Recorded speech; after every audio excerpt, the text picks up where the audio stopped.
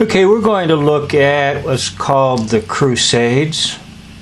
And the Crusades would have taken place in that period of time called the Middle Ages or medieval times, the higher end of the medieval times.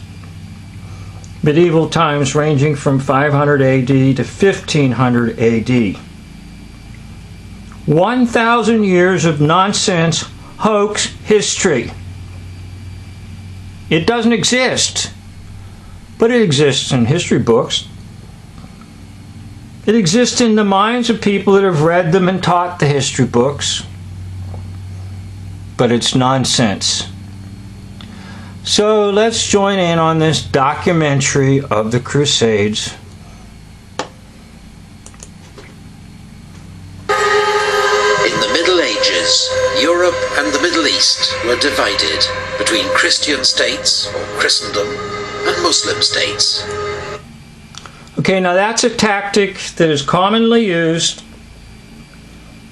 In modern lingo, we know it as the Hegelian dialectic.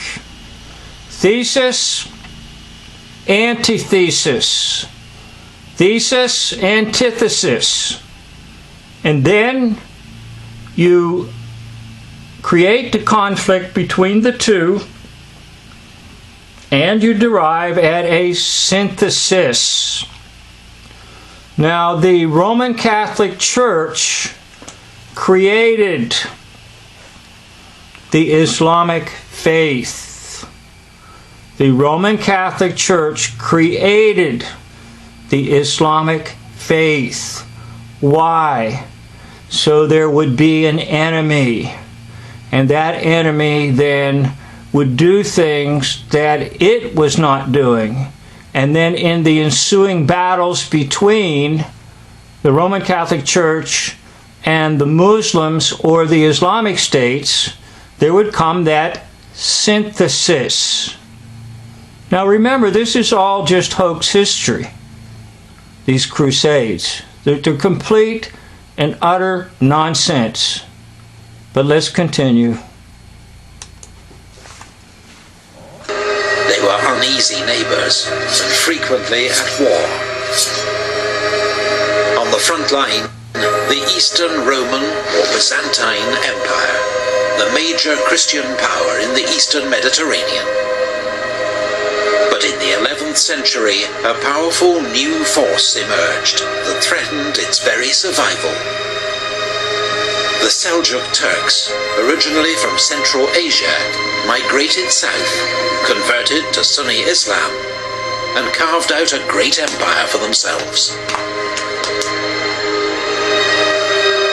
In 1071, at the Battle of Manzikert, the Seljuk Turks inflicted a crushing defeat on the Byzantine Empire.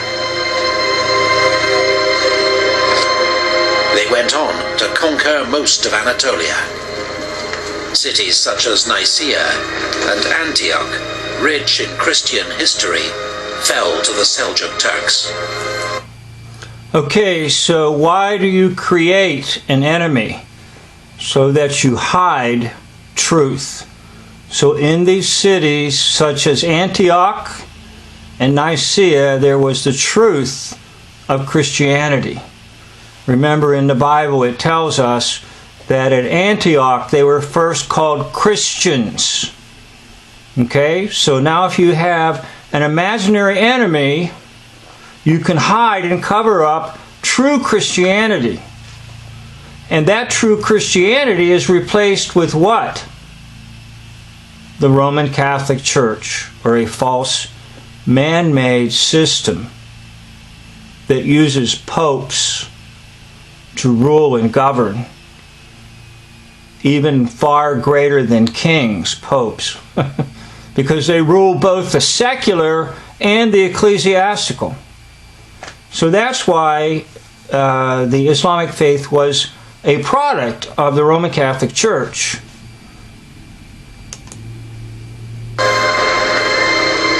In 1092, the great Seljuk Sultan Malik Shah died, and his empire began to fragment. The Byzantine Empire came under renewed attack, as local warlords sought territory and plunder. In 1095, Byzantine Emperor Alexius I Comnenus wrote to Pope Urban II, making a desperate appeal for military aid from his fellow Christians in the West. It wasn't the first such appeal by the emperor, but this time the results would be unlike anything ever seen before. Okay, so another thing that wars do, they raise an incredible sum of money to fight a hoax enemy. Okay, as Dave would say, nobody died, nobody got hurt in the Crusades. And that's true. Because they were fictional. They were on paper.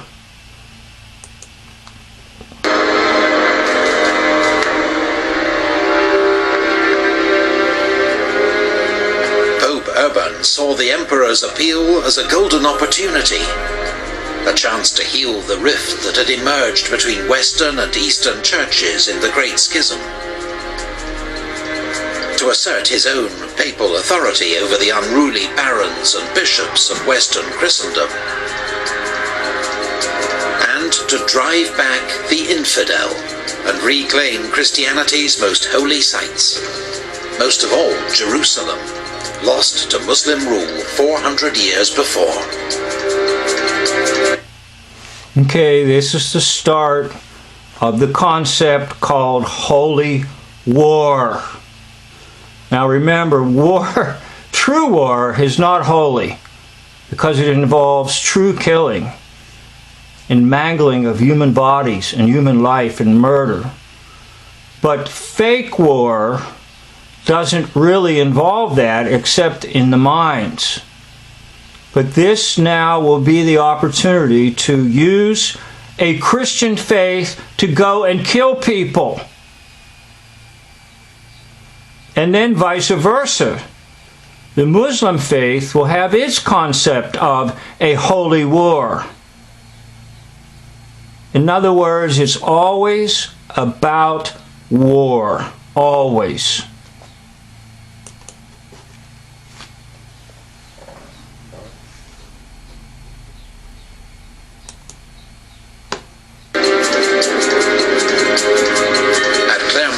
France, Pope Urban preached a sermon to a gathering of clergy and nobles. He called on Christian knights and foot soldiers to go east, to aid their brother Christians, and free. Okay, now remember, if you agree with my other video, that everything in what we call the medieval period or Middle Ages is a hoax. Knights are a hoax. So calling upon the knights to go and fight a holy war is just another hoax. It's nonsense. You really think somebody in France wants to travel all the way over to the sea and then risk going on a sea journey to a land they've never known or never seen and put on armor battle and fight people they've never seen for a cause they're not even sure of? It's insane. Let alone to have the ability to do so in this time period. You're being hoaxed. Jerusalem from Muslim rule. And he offered a unique spiritual incentive. Whoever, for devotion alone, not to gain honor or money, goes to Jerusalem to liberate the Church of God, can substitute this journey for all penance. He was offering Europe's knights, who lived in fear of damnation because of the violent lives they led, the chance to atone for their sins through holy war. What's more, their objective, Jerusalem, was a city that captivated the medieval imagination like no other, the most holy place on earth. Okay, I'll stop it right here and pick it up in another video. Thank you.